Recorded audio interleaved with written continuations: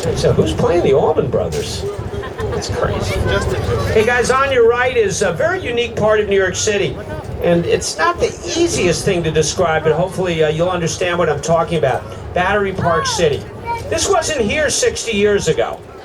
This is a part of Manhattan that was enlarged by landfill. Battery Park City is a 92-acre artificial extension of the original Manhattan. If you look at an old photo of Manhattan before Battery Park City, what you would see here coming out into the water are some long finger piers. They took over 1 million cubic yards of landfill, rock, dirt, debris, and soil, and threw it in between the finger piers.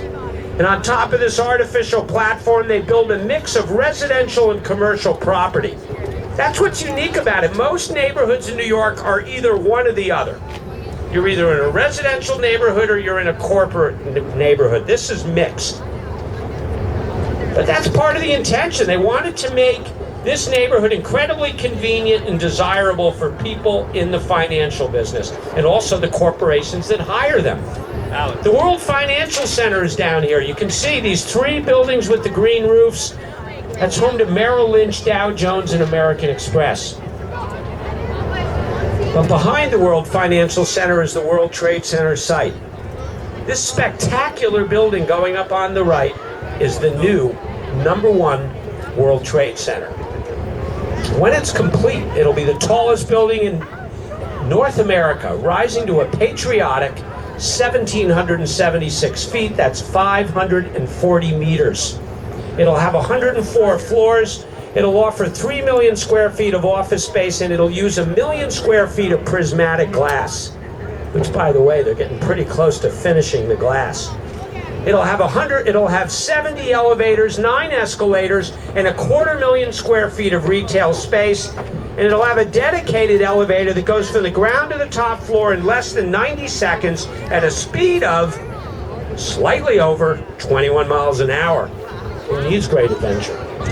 Now what you can see they're working on the top is the observation deck. 360-degree panoramic views. Now guys, my recommendation, I want you to come back, 4 or 5 times a year. But, if you're spreading out your visits to New York, I would come when that observation deck is ready. And that'll be in 2015. And you'll get great views of New York. I'm looking forward to it. Now, the 16-acre site also includes 3 other office buildings, including #4 World Trade Center. That's the shorter one that's pretty close to completion. You can see they're working on numbers 2 and 3 in the background. You can see the cranes. What I'm talking about is #2 and #3 World Trade Center. They'll run in descending height order, from #1 being the tallest to 4 the shortest. #2 will actually be taller than the Empire State Building. On the 16-acre site, they're also building a memorial museum and pavilion, a transportation hub, and a security center. But the most important part of the World Trade Center site, and the only part open to the public, is the 9/11 memorials. Their names reflecting absence. Where each of the 2 towers once stood.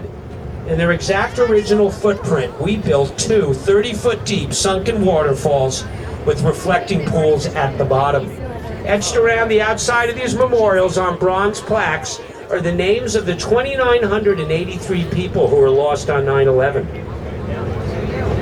Those names include not only those who were lost here in New York, but the plane that went down in Shanksville, Pennsylvania, and the one that hit the Pentagon. And a lot of people forget. The year was 1993 when a van of explosives was detonated in the subterranean parking complex. It left a 125-foot crater, 1,000 injuries, 6 fatalities. Their names are there too. Actually, we just reflected on that attack on February 27th, because it was 20 years to that day that happened. And I want to call everybody's attention up to Midtown. I think the Empire State Building is feeling a little neglected. By the way, there's something big coming down from the top of the building. I wonder what that is. It's the diving board. That's right, you can dive right into the Hudson. Wouldn't that be something? Empire State Building, that kind of marks the beginning of Midtown. It's at 34th Street and 5th Avenue. For those of you who didn't know, 5th Avenue is the dividing line between East and West. Everything from the west side over to the Empire State Building is the west side, and everything from the Empire State Building over to the East River is the east side.